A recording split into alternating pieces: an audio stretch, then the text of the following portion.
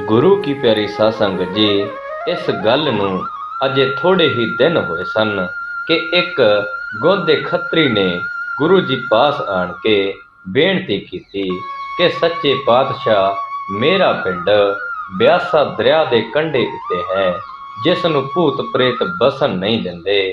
ਆਪ ਕਿਰਪਾ ਕਰਕੇ ਉੱਥੇ ਚਰਨ ਪਾ ਕੇ ਮੇਰਾ ਨਗਰ ਵਸਾਉਣਾ ਕਰੋ। ਉੱਥੇ ਆਪ ਜੀ ਦੇ ਨਿਵਾਸ ਵਾਸਤੇ ਮੈਂ ਸੁੰਦਰ ਮਕਾਨ ਪਵਾ ਦਿਆਂਗਾ ਅਤੇ ਹੋਰ ਵੀ ਹਰ ਤਰ੍ਹਾਂ ਸੇਵਾ ਕਰਦਾ ਰਹਾਂਗਾ।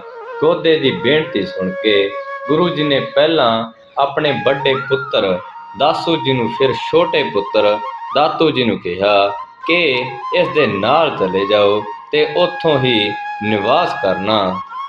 ਪਰ ਜਦ ਦੋਹਾਂ ਪੁੱਤਰਾਂ ਨੇ ਨਾ ਕਰ ਦਿੱਤੀ ਤਾਂ ਫਿਰ ਗੁਰੂ ਜੀ ਨੇ ਸ੍ਰੀ ਅਮਰਦਾਸ ਜੀ ਨੂੰ ਆਖਿਆ ਕਿ ਇਸ ਗੋਦੇ ਨਾਲ ਤੁਸੀਂ ਜਾਓ ਤੇ ਇਸ ਦੀ ਸਹਾਇਤਾ ਕਰੋ। ਗੁਰੂ ਜੀ ਦਾ ਹੁਕਮ ਮੰਨ ਕੇ ਆਪ ਜੀ ਝਟਪਟ ਹੀ ਤਿਆਰ ਹੋ ਗਏ। ਜਦ ਗੁਰੂ ਜੀ ਨੇ ਆਪਣੇ ਹੱਥ ਦੀ ਇੱਕ ਸੋਟੀ ਦਿੱਤੀ ਅਤੇ ਆਖਿਆ ਕਿ ਜਦ ਇਸ ਸੋਟੀ ਨੂੰ ਤੁਸੀਂ ਪਿੰਡ ਦੀ ਜੂਹ ਵਿੱਚ ਜਾ ਕੇ ਹਵਾ ਵਿੱਚ ਉੱਚੀ ਕਰਕੇ ਹਿਲਾਓਗੇ ਤਾਂ ਇਸ ਨੂੰ ਦੂਰੋਂ ਹੀ ਵੇਖ ਕੇ ਭੂਤ ਪ੍ਰੇਤ ਪਿੰਡ ਛੱਡ ਕੇ ਭੱਜ ਜਾਣਗੇ।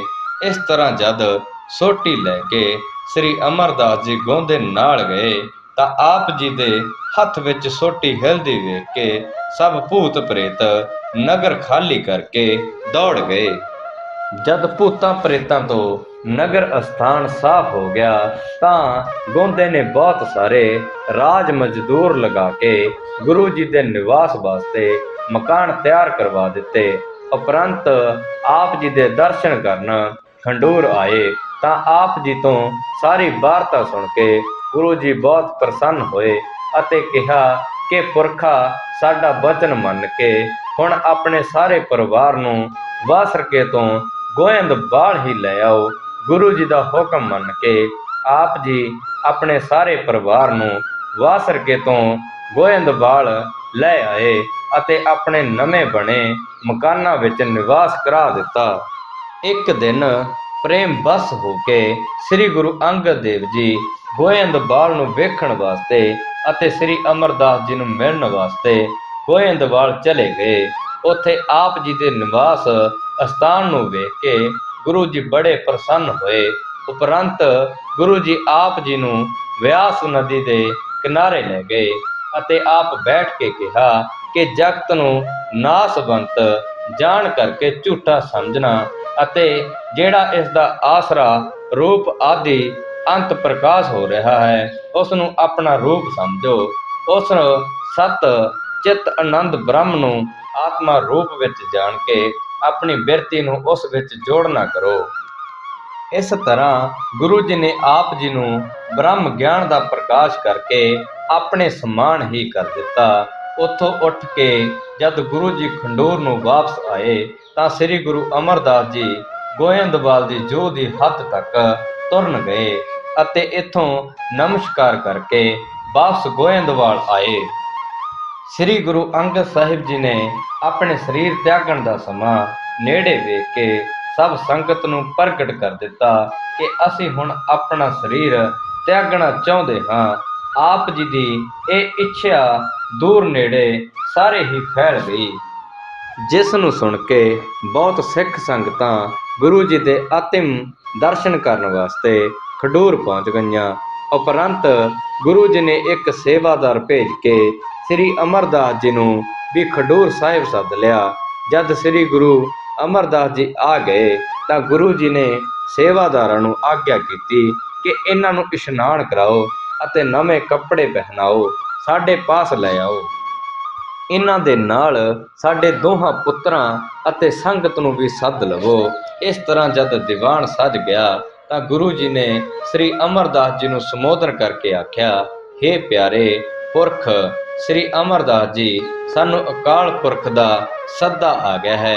ਅਸਾਂ ਆਪਣਾ ਸਰੀਰ ਤਿਆਗ ਕੇ ਗੁਰੂ ਬਾਬਾ ਜੀ ਦੇ ਚਰਨਾਂ ਵਿੱਚ ਛੇਤੀ ਹੀ ਜਾ ਵਿਰਾਜਣਾ ਹੈ। ਤੁਸੀਂ ਗੁਰੂ ਬਾਬਾ ਨਾਨਕ ਸਾਹਿਬ ਜੀ ਦੀ ਚਲਾਈ ਹੋਈ ਮਰਜ਼ਾਦਾ ਨੂੰ ਕਾਇਮ ਰੱਖਣਾ। ਇਹ ਬਚਨ ਕਰਕੇ ਆਪ ਜੀ ਨੇ ਚੇਤ ਮਹੀਨੇ ਵਿੱਚ 5 ਪੈਸੇ ਤੇ ਨਾਰੀਅਲ ਸ੍ਰੀ ਅਮਰਦਾਸ ਜੀ ਦੇ ਅੱਗੇ ਰੱਖ ਕੇ ਮੱਥਾ ਟੇਕ ਦਿੱਤਾ ਅਤੇ ਬਾਬਾ ਬੁੱਢਾ ਜੀ ਨੇ ਆਗਿਆ ਅਨੁਸਾਰ ਆਪ ਜੀ ਦੇ ਮਸਤਕ ਤੇ ਗੁਰਿਆਈ ਦਾ ਤਿਲਕ ਲਾ ਦਿੱਤਾ।